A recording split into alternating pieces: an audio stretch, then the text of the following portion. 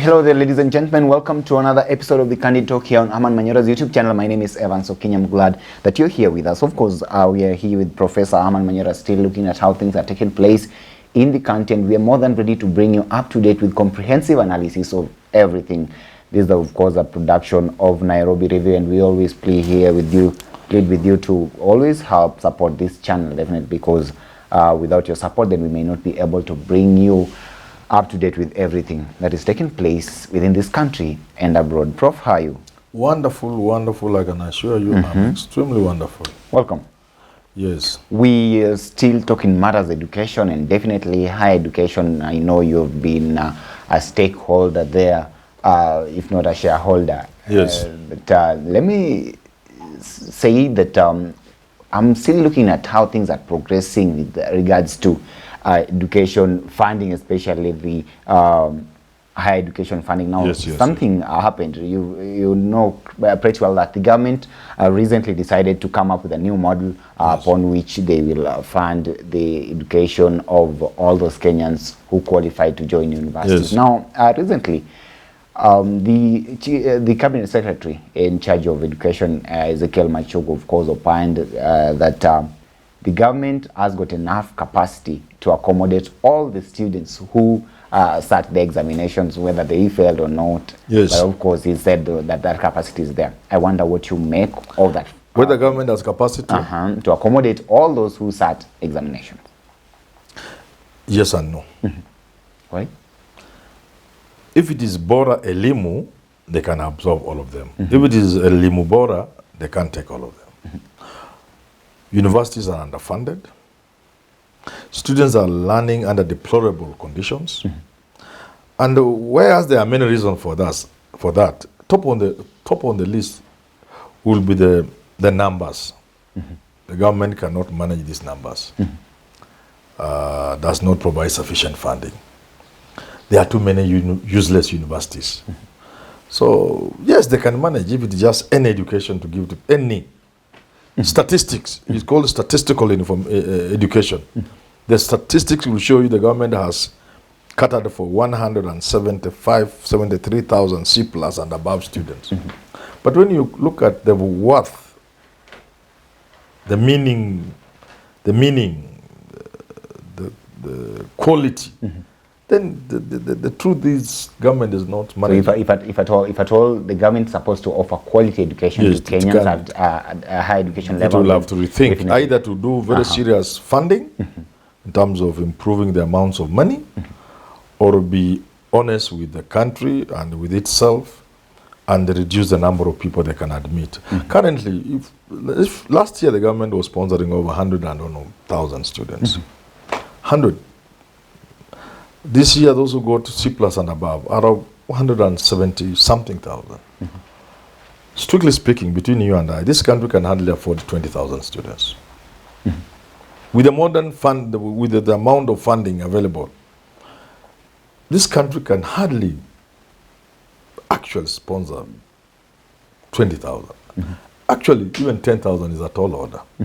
Because a student, if Machogu can be told, and the government for that matter, a student is he who should be engaged full-time in scholarship, in the pursuit of knowledge, full-time. All the attention should be towards the studies. Now we have students who are doing business to make ends meet. They give studies 20% of their time, 80% on business. We have students who want to go to class, but they are too hungry to go to class. Mtu anasikia tu njaa mpaka anaona nisikize Manyora for 2 hours. Hapana, anakaa tu analala. Anakunywa tu maji, anarudi kwa kitanda. Because they are hungry. We have students who are forced to cook. Go and look for sukuma wiki, begin cooking. Manyora's lecture. Sitaenda. I'm supposed to be cooking now. So you can't say you are giving people education. That's not education. Now, let's look at some of the proposals that were there in the new education, of course, funding model. We've had this conversation before, but then something that did not strike me back then is that the government has actually decided to scrap off funding of private universities, for that matter. Now, in the first place, what do you think informed the decision by the government to fund private institutions. And why is it that right now they've decided to stop that, claiming that they cannot account for the money that has been disbursed to them over time? You know, it's a complex area. I think it's a bit of lobbying, but it did not quite make sense. When government cannot take care of its own universities, how did they bring others on board? That was the question. People thought it's lobbying, all these private universities talk to the government and so on and so forth. So it wasn't quite making a lot of sense. Yeah. So my question is this: so why then did they decide to? Was it a matter of looking at the capacity in our public universities and saying that many people made noise because the argument was these universities are playing a good role, an important role. The private universities, you can't deny that. That is true. They are playing an important role, and one way of encouraging them is to also make them benefit from what other universities are getting. And it was agreed that if students choose those universities, they'll go there with a scholarship, with a sponsorship. And now this new model has stopped it because really it would fly in the face of the whole idea of scholarships. Well, the whole idea of a scholarship is you are a student who is capable, you are passed, except that you do not have the wherewithal. You cannot pay your way into university, and a scholarship comes to you. So how would a scholarship then be justified to a student who could not make it? Because you are going to private university basically, generally, because there are exceptions, because you could not make it to a private or public university. In other words, in a very crude way, your grades are low. That's why you have gone there. How then does a scholarship follow you there with your low marks? It was an anomaly. And people thought this is just private universities compromising government. People even looked at the tribal angle in it and so on and so forth. Yeah. But here we are. The government has now said that they'll no longer actually fund students who decide, or rather who opt to join the private institutions in the country with regards to higher education learning. Now here we are. The KUSUP's portal has just been opened, and of course the students are supposed to apply. So my question would therefore be that right now, if they apply, then definitely will the government place them in those private institutions or strictly deal with public? Now that no, you see, every student is free to apply where they want. Within the public universities, you choose. But you can also the cost element. But you're also free to forget about public universities and apply for on Kenya University if you think it's a good university. You are free. They have not denied students that. No. Students are free. And while there, they will still access the loans, help loans. So privates, let people not confuse this. If you go to a private university, you are allowed to choose a private university. What you will not be considered for is a scholarship or sponsorship. But like any other student from public universities, you are free to apply for the help loans. And you qualify for the loans. So you qualify for the loans, yes, but you don't qualify for the sponsorship. Why this entire angle of confusion? Because I'm not. There's no confusion. It's straight away. Why? Not every student will get government sponsorship. They have categorized students from very needy to needy and to those who are less deserving for support. So the argument is logic. You cannot be needy or very needy, deserving of this program, and you are in a private university. The mere fact of joining a private university shows you are not needy. Yeah. So meaning, in any case, what I've always argued is beginning to come my way. I've always said, if you can afford to go to a private school, and I've taken my children to private school, so I'm not saying I've taken both private and public schools. If you can afford to take your child to an academy, a private academy, then when it comes these loans, you will not get automatically. Then you don't deserve. You know what you will get. You will not get the sponsorship. If you went to an academy, you can't. We should even get to a point about jobs in the future. If I'm in Kenya from kindergarten to university, and you choose to go to the UK, I should be given the first priority over that job. Okay. And I'm sure we are heading there. Yeah. I'm happy about this one now, that you cannot be in a private university and join the queue for needy people to be sponsored by government. How? How did you land in a private university? So I'm still looking, but then of course talking about private universities, but then this should also be put into context because we've got a number of needy students right now who are learning in those private universities, courtesy of the government sponsorship that was there. And so definitely right now, if things happen the way they happen, then they'll have to come. They are not affected. Yeah, they're not affected. Those who already have that contract, but then they'll now continue, new students who are joining those universities now join at their own. People are also getting confused. It's not just private universities, even public universities. Right you now. go for medicine, and they have given you the cost of what it will cost you for you to do medicine in University of Nairobi, KU, Moi, and so on and so forth. You choose. So right now, look at this. For instance, let's take for instance the sake of Kenyatta University. Yes. Bachelor of medicine and Bachelor of Surgery, 612,000 in a year. Yes, same with Moi University. Year, definitely. Yes. So if at all you are supposed to, of course, the University of Nairobi is a little bit lower. It's low, 500 something. So if the government considers you able, then you are supposed to pay that on your own. Yes. But then if you fall in those other categories that they are... if you are a needy and the government wants to help you do medicine, it depends on the level of need. If government is going to give you a certain percentage of the money you need to do medicine, you must also be careful. The percentage you need to top up yourself will be higher. The money in terms of really amounts of money will be higher if you are in KU than if you are in University of Nairobi or Maseno for that matter. So this is in KU. Let's take for instance the case of KU, 612,000. The maximum amount of money that the government can give you in terms of scholarship, 53% of that would be around 324,000. Yes. You're still left here with 244,000. Yes. These 244,000, you're now supposed to apply for help. What the maximum help can give you? The maximum help can give you is around 40%. So that is then I hadn't looked at the details. If those details are true, then this funding has a problem. Yeah. So you almost need, so even if the government gives you a maximum of 100% of what they should give you, which is 53%, and the other one 100%, which is I don't know how much, 40,000 help. 40%. You still have a deficit of 200,000.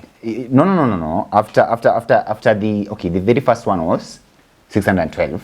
Then assuming you get you are the most needy. Yeah, the maximum scholarship from the government now that you're the most needy would be 324,000. Yes. You are still left with 244,000. And then help? Then you apply for help. Maximum? So maximum is 40%. That's what I'm saying. So you are still left with over 200. Over 200,000. Yeah, to cater and if for that is the case, then there is a problem with this funding model.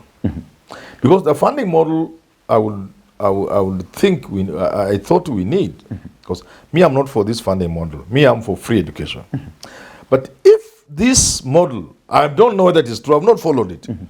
You know why I'm participating? I'm a guy who knows how to pick information, but I've not sat down to look at it. If this is the truth, then it simply means an A student will fail to do medicine. There will be many A students who can't do medicine. Is that true?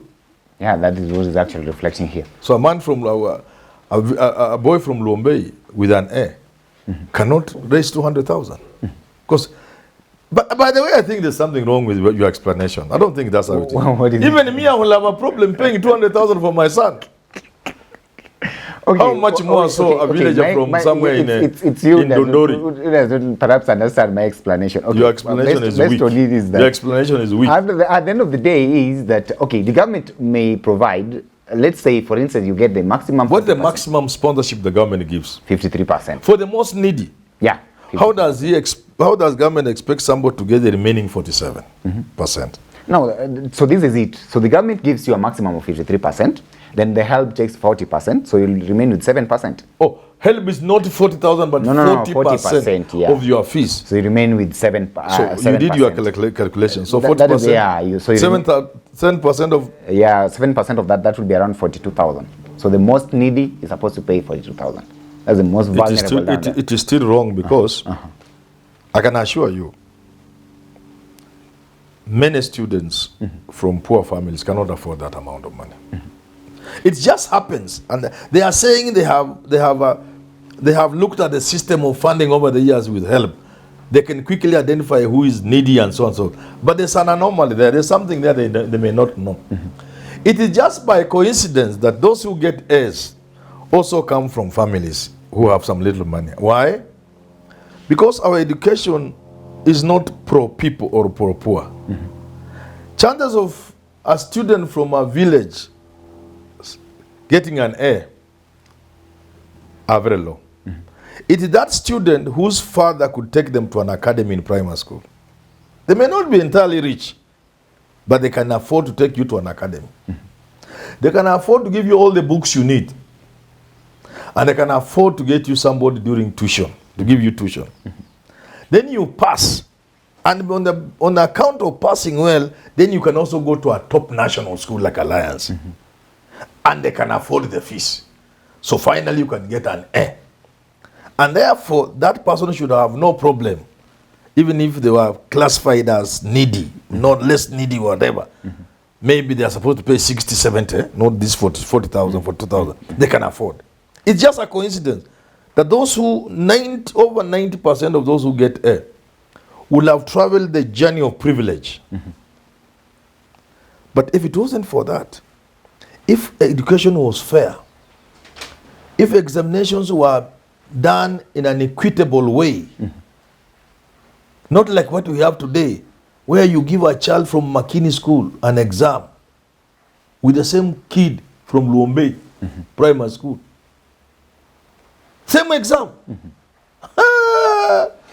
If it wasn't like that, this funding model will have a problem. So, and that is actually the kind of question that we were asking, where are we as a country right now? Because we are now looking, and that is the way we are giving that example with Kenyatta University, the most needy, like the most vulnerable student going there. So you get that government scholarship of 324,000, it all goes into fee. You apply for the maximum amount of help, of which you're not even sure whether you'll be given that maximum. Let's say you are given. You're given that maximum, 244,000, it all goes into fee.